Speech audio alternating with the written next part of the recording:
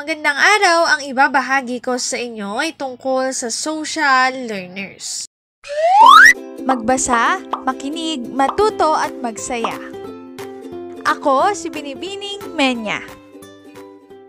Handa na ba kayo? Tara na, umpisa na nating isa-isahin at pirapirasuhin ang mga detalyeng nakapaloob dito.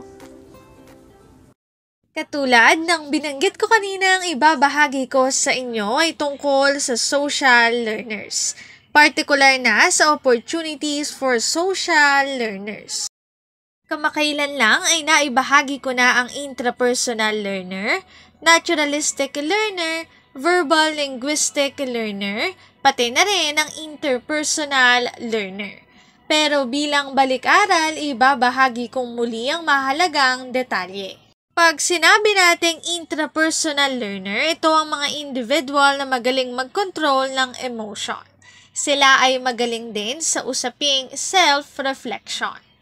Kapag naman sinabi nating naturalistic learner, ito naman ang mga individual na mahilig sa outdoor activities. In terms of identifying different types and kinds of animals and plants, ay masasabing magaling din sila at sila ay tinatawag bilang nature smart. Ang sumunod naman ay verbal linguistic learner. Sila naman ang mga individual na magaling sa wordings, kayang masabi into words yung thoughts nila at sila ay tinatawag bilang word smart. Sila ay mahilig gumawa ng poetry o kaya naman sumali sa mga journalism. Ang ikaapat naman ay social or interpersonal learner. Sila naman ang mga individual na magaling makisalamuha, magaling makisama. Sila ay tinatawag din bilang people smart. Ngayon, dadako na tayo sa opportunities for social learners. Social learners enjoy working with people and will also appreciate input.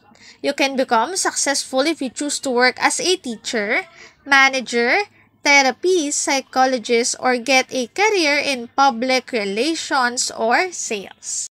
Ang link na ito ang aking source sa mga written information na makikita nyo sa bawat slides. Kung interesado kayo na magbasa pa, maaari nyong bisitahin ang website na ito.